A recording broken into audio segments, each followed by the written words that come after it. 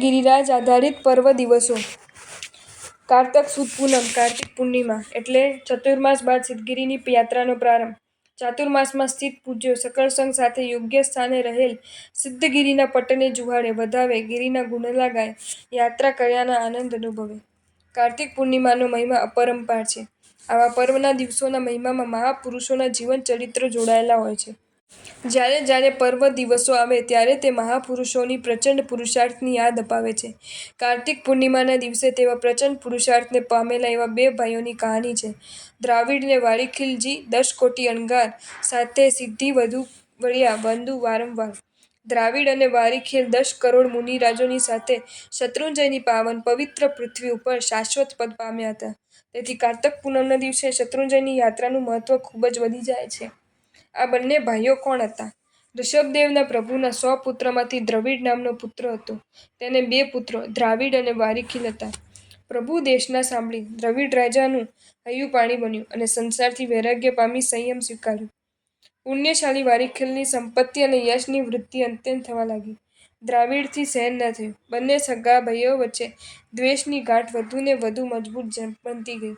એક દિવસ બંને ભાઈઓ યુદ્ધ માટે તૈયાર થયા.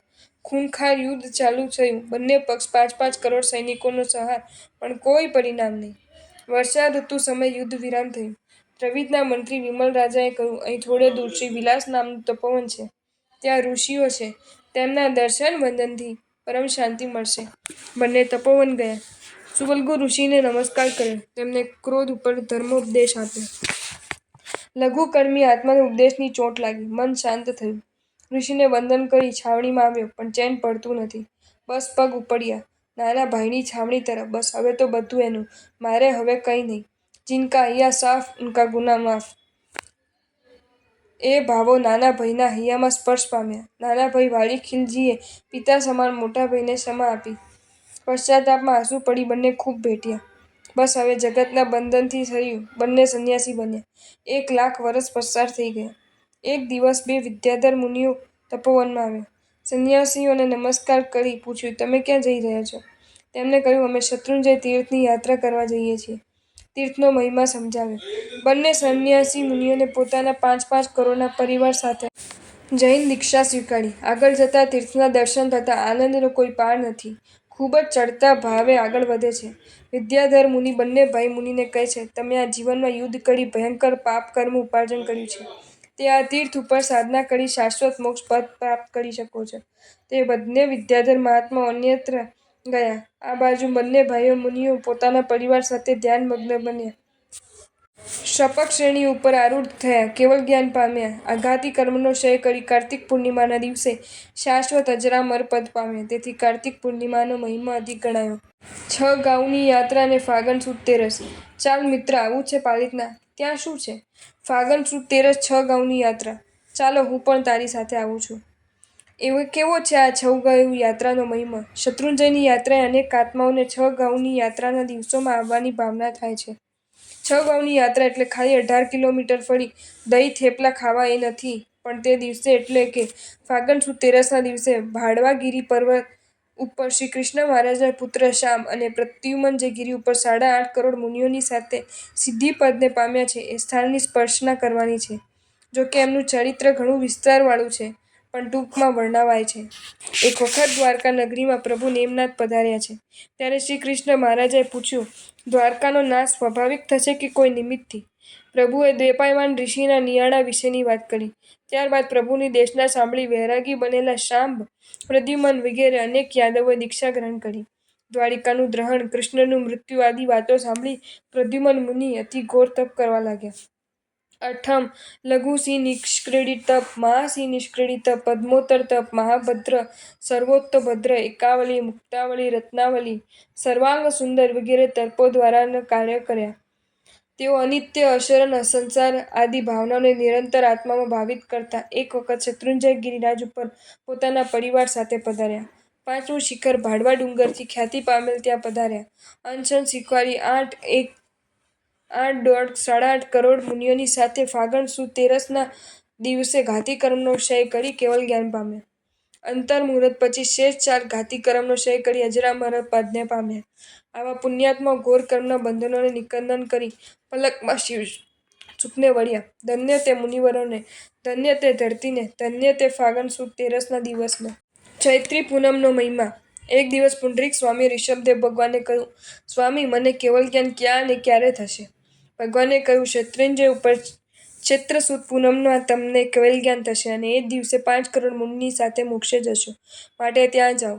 ઋષભદેવની આજ્ઞા શિર સાવંત્ય કરીને પુંડરીક ગણધર ગ્રામાનુગ્રામ વિચરતા વિચરતા સૌરાષ્ટ્ર દેશમાં શત્રુંજય તીર્થે પધાર્યા. ત્યાં રાજાદી ઘણા લોકો વંદન કરવા આવ્યા. તેમને ગંધર્વ ભગવાને દેશના આપી. દેશનાના અંતે એક ચિંતાતુર બેન પોતાની યુવાન વિધવા પુત્રીને લઈને આગળ આવીને પૂછ્યું કે ભગવાન, મારી પુત્રીને કયા પાપકર્મના ઉદયથી ચોરીમાં વૈધવ્ય મળ્યું? ગંધર્વ ભગવંતે એનો પૂર્વભવ કહ્યો કે જંબુદ્વીપના પૂર્વ વિદેહમાં ચંદ્રકાંતા નગરી હતી. ત્યાં સમર્થસિંહ રાજાને ધારિણી રાણી હતી. તે નગરમાં ધનાભા નામે પરમ શ્રાવક હતા. તેમને ચંદ્રશ્રી અને મિત્રશ્રી નામે 2 પત્ની હતી. શ્રાવકની મર્યાદા પાળનાર શેઠે બંનેના વારા રાખ્યા હતા. એક વખત મિત્રશ્રીના વારામાં ચંદ્રશ્રી કામાતુર થઈને આવી એટલે શેઠે તેને અટકાવી. તેથી તેને મિત્રશ્રી ઉપર દ્વેષ થયો. દ્વેષ ભાવથી એને કારમન કરીને મિત્રશ્રીને કદરૂપી બનાવી દીધી. તેથી શેઠે મિત્રશ્રીને છોડી દીધી અને ચંદ્રશ્રી પ્રત્યે રાગી થયા. સમય જતાં શેઠને ખ્યાલ આવ્યો કે ચંદ્રશ્રીએ જે કામણ કર્યું છે. આથી શેઠને સંસાર પ્રત્યે વૈરાગ્ય થયો અને સદ્ગુરુ પાસે સંયમ લીધો. આ બાજુ ચંદ્રશ્રીએ પતિવિયોગમાં ધર્મ માર્ગે મન વાળ્યું. શારીરિક ધર્મની આરાધના કરી પણ પાપનું પ્રાયશ્ચિત ન કર્યું. આયુષ્ય પૂર્ણ થઈ મૃત્યુ પામીને ચંદ્રશ્રી તારી પુત્રી થઈ છે. એને પૂર્વ ભવમાં મિત્રશ્રીને પતિવિયોગ કરાવ્યો. તેથી આ ભવમાં એનો પતિવિયોગ થયો. તે બાળ વિધવા થઈ છે. બેને પૂછે છે, ભગવાન, આ કર્મથી છુટકારો કેમ થાય? પુંડરીક ગુંધરે કહ્યું, ચૈત્રી પૂનમની આરાધનાથી જીવ સૌભાગ્ય પામીને સિદ્ધિ પામે છે. આમ કહીને ચૈત્રી પૂનમની બધી વિધિ કહી તથા ચડતા પરિણામે ધર્મ કરવાથી નિકાચિત કર્મ તૂટે છે. માટે 10, 20 એમ ચડતા ક્રમે 150 ખમાસમણા આદિ વિધિ કહી. 15 વર્ષ આ રીતે ચૈત્રી પૂનમ આરાધી. ઉજવણું અને તીર્થયાત્રા તથા તીર્થ ભક્તિ કરવાનું હતું. પેલા બેનના બાલ વિધવા દીકરી આ રીતે આરાધના કરી. અનુક્રમે ધર્મ આરાધના કરતા સમાધિપૂર્વક કાલ કરી પહેલો દેવલોકમાં દેવ થઈ.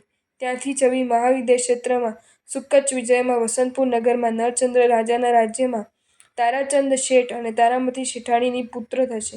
તેનું નામ પૂર્ણચંદ્ર હશે.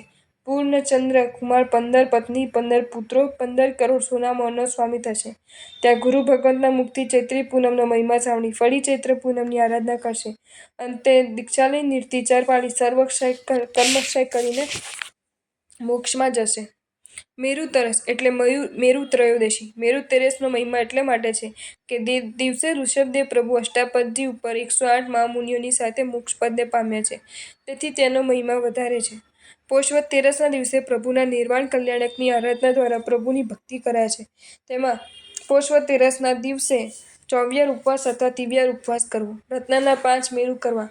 તેમાં 4 દિશાએ 4 નાના મેરુ કરવા. રત્નના બને તો ઘીના મેરુ કરવા. તેની પાસે 4 દિશાએ 4 નંદાવત કરવા. અક્ષય તૃતીયા, અખાત્રીજ, વૈશાખ સુદ ત્રીજ.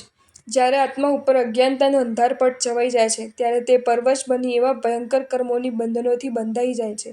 તેનો ખ્યાલ વિચાર આત્માને રહેતો નથી. બસ આવી જ એક ઘટના પરમ ઉચ્ચ પદને પ્રાપ્ત કરનાર એવા ધનના આદિ કરનારા ધર્મસ્થાપક, ધર્મ પ્રરૂપક પ્રથમ તીર્થંકર ઋષભદેવ પ્રભુના જીવનમાં બની છે.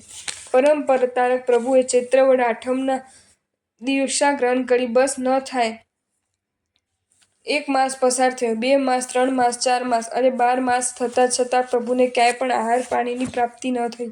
પ્રભુને તો પ્રજાજનો પોતાની રાજા સમજીને હાથી, ઘોડા, રથ, હીરા, માણેક, મોતી આપે છે. પરંતુ પ્રભુ હવે તેના ત્યાગી છે.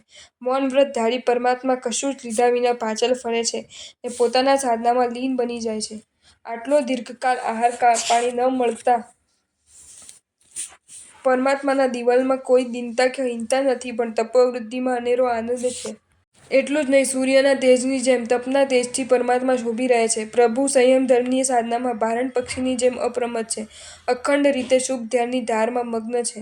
એમ કરતાં વૈશાખ સુદ ત્રીજની સુવર્ણ પ્રભાત થઈ. પરમાત્મા મધ્યાહન સમયે ભિક્ષા માટે નીકળ્યા છે. લોકોના ટોળે ટોળા પ્રભુની પાછળ કુતૂહલથી શોર બકોર કરી હતા. તે વખતે પરમાત્મા પ્રપૌત્ર શ્રેયાંશમાં રાજમહેલના ઝરૂખામાં બેઠા હતા. જો તમને આ વિડીયો ગમ્યો હોય તો આ વિડીયોને લાઇક કરો અને શેર કરો અને આવા જ નવા વિડીયો જોવા માટે જૈન ફેક્ટ્સ એન્ડ સ્ટોરીઝની ચેનલને સબસ્ક્રાઈબ કરો. ધન્યવાદ.